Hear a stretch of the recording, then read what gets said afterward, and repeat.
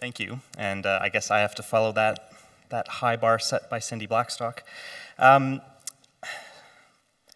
So on the left here, this is what the status quo is like for most of the health systems in the world, including in Canada, for the most part. This is what we call equality. Everyone is treated universally with some social benefits, for example, universal health care. And given the effects of social class, this is the expected problem of social inequalities in health. In the middle, we know what we need to be doing in order to start treating people of different social classes more fairly in a relative sense. It includes some targeting of social resources. It's not ever going to get rid of social class necessarily, but it is going to help make sure that our health outcomes are more equal.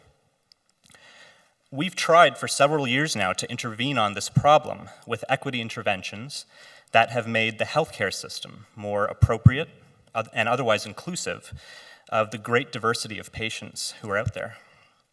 But we're still seeing massive differences in virtually every major chronic disease and mortality, sometimes between neighborhoods within a city even. So how do we take stronger action on health equity? Because the Commission on the Social Determinants of Health suggested that tackling the status quo of acting within the healthcare system, it's not working. I have a quick question before I go any further, though. How many of you are here not on behalf of a health system organization? Wow, that's more than I expected, actually. That's the majority. I was going to ask, why some of you are here, but I'm not even going to. You're the majority. So I'm going to spend some time talking today about how all of us, regardless of which sector we represent, have an impact on population health, and how we can work together to tackle the great societal challenges of the day. Not just health equity, but also climate change, sustainability, social and economic justice, Indigenous rights. I also want those of us from the health system to consider the perspective of our colleagues who are here today. What would be motivating them to be here? In what way is health in their interest? And that's a question that, because health equity is such a noble, good outcome, we don't tend to focus on those other outcomes so much. But population health is deeply relevant to the interests and outcomes of other policy sectors. If you don't have a healthy population, you're going to see a lot of turnover in the workforce. You're going to have to collect taxes to cover a lot more medical bills than you theoretically would have to. You're going to see more social disorder across a number of metrics, including things that affect all of us, like crime and carceral rates. Yet I also want us to realize that those other social goods, like social justice, climate change, sustainability, these social goods are interrelated with health equity, and they actually cause inequities. I'll talk a little bit more about that later. And so I think we need to start thinking about these interactions more as we work towards health equity, particularly because it's actually an effective strategy for getting buy-in from people from other sectors for action on health equity. So back to the main topic here. Governments around the world are increasingly tackling health inequity using what's called a health and all policies approach. This approach works prospectively by changing the way a government functions at its root to encourage or mandate collaboration across policy sectors and with civil society and the private sector. This is what's referred to as intersectoral action for health, and it targets improvements in the health of marginalized communities. In this way, Health and All Policies addresses what the Commission on the Social Determinants of Health termed the structural determinants of health. These are the things that distribute power and resources across a society. And in this way, Health and All Policies does fall into the category of upstream interventions. It fundamentally changes governance in a way to integrate health, ideally in public, macroeconomic, and social policies, things like transportation, taxation, and housing, respectively. But actually implementing HIAP is very challenging work because it necessitates policy coordination not only within a single government, as if that wasn't a hard enough task, but also across governments at different levels of geography within a country. So we know what we need to do, but it can be challenging to figure out how to do it. So what is HIAP? Well, the first thing I'm going to note is that HIAP is not a cookbook type of an approach. where different governments will adopt the same best practices of structural and governance tools, governance structures to make it happen. Health in all policies is really just a concept, a powerful one that's applied in a very unique way wherever it's used. Since 2010, I've been working with a team at St. Michael's Hospital in Toronto to conduct case studies of places in Canada and elsewhere around the world that have used this type of an approach to learn how and why they do it well and sometimes less well. And here are 4 characteristics that I think do a good job of describing the aspirations, at least, of most examples of health in all policies. So I offer this as a type of definition of what HIAP is in practice. You want to see intersectoral action for health, but also focused on equity improvement. That is durable, meaning it's not something you just do for a few years. It's a fundamental change to governance. And maybe even in a systematic way, so that each and every single policy that comes out of a government will have had a bit of consideration for health and equity.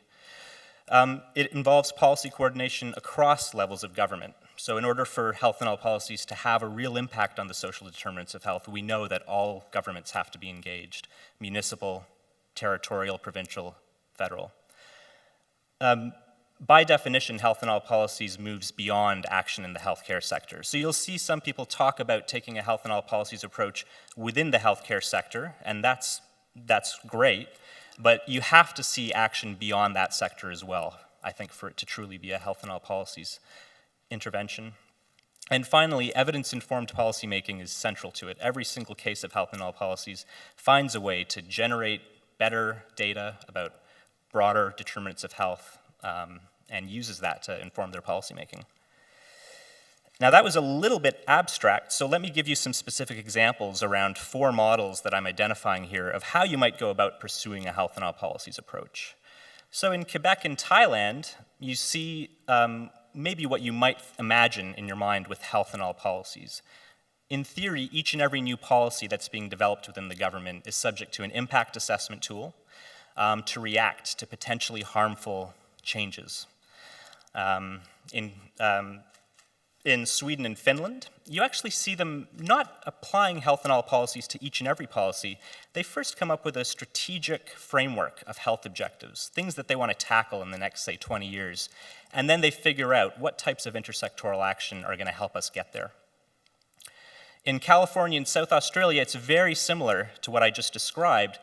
Amazingly, they don't actually focus on health equity. They're focused on other societal challenges like sustainability in both California and South Australia, but they see the value of health in all policies for helping them reach those other goals.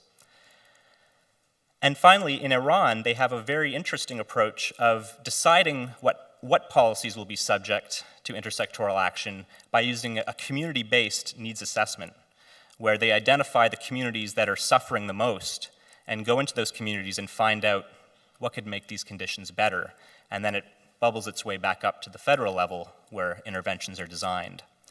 So there's no one cookbook approach for health in all policies, a number of different models that a government could take.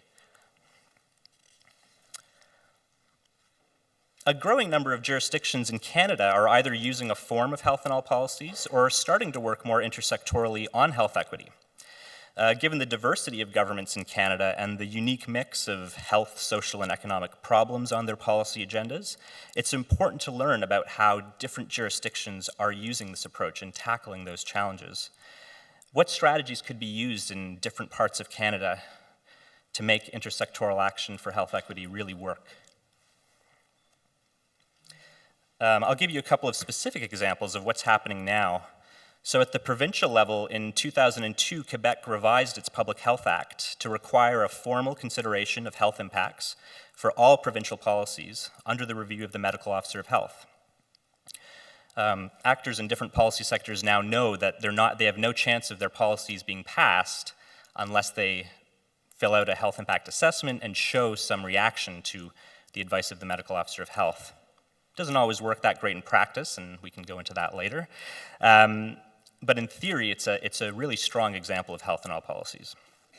At the municipal level, the Chatham-Kent Community Leaders Cabinet brings together important actors from inside and outside of government to work on long-term strategic objectives of health and equity and action on the social determinants of health to improve health equity over time.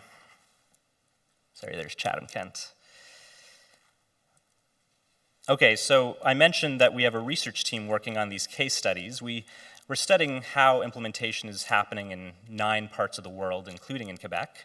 We take a systems theory approach. I don't want to confuse you too much here, but the idea is that we compare these different cases of health and health policies by considering what happens within leadership, within policy sectors, and across policy sectors that makes health and health policies work. We also think about the relationships with people outside of government, the private sector, the third sector, international actors like the World Health Organization, say. And let's do that in conversation. So I do want to give you some of the lessons that we've learned from doing these case studies, but let's do that in conversation with the just published proceedings from a meeting in 2014 about how to advance capacity for health equity at the provincial and territorial level.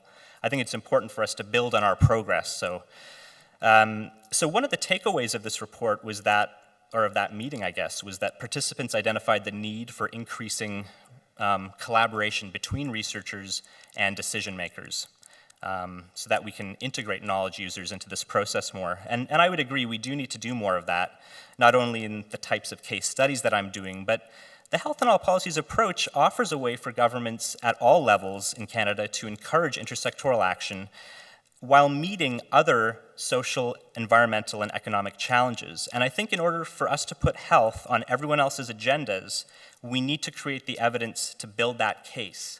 Why should those other sectors care about health equity? In our case studies, it's clear that policymakers in other sectors are convinced by that type of evidence, and they will buy in. This is a strategy that's been referred to as a win-win strategy, and we find that it is the most effective strategy for broadening the tent when it comes to health and all policies. I think that the HEAL tool that Ryan might tell you about a little bit later, that Upstream has developed, it could help us facilitate these types of evidence-generating exercises and conversations. And finally, since this provincial territorial leaders gathering noted that StatsCan, Public Health Agency of Canada, CIHI, they've all made significant progress in making more data documenting health inequities available. As I noted, this is great, but what we're also learning is that the implementation of health and all policies is not a technical process. It's not as simple as that. It's a very politically challenging process. It's politically challenging because there are going to be ideological conflicts about how to best achieve equity. You're going to have people telling you that investing in the economy is going to create jobs, which is going to give people the income they need, and that that's where action should lie. It's also challenging because there's going to be conflicts over jurisdiction. Governments have operated for eternity within policy silos. People get a mandate letter, they get a budget, and they focus on that. And you're now asking people in different government sectors to put aside their mandate maybe for a second to think about how they can help another sector get by, and it naturally leads to conflicts over jurisdiction. I don't have time to go into it here, but we have evidence about how we can actually overcome both these ideological and jurisdictional challenges, so it's certainly not an insurmountable challenge. And that's really what I wanted to leave you with, was a bit of hope. So there's a growing number of municipal and provincial territorial governments in Canada that are either using a health and all policies approach or at least beginning to use more intersectoral action, testing it out. And this is going to be a challenging process, but we think it's a surmountable one, and so I think we got to get going with it. Thanks.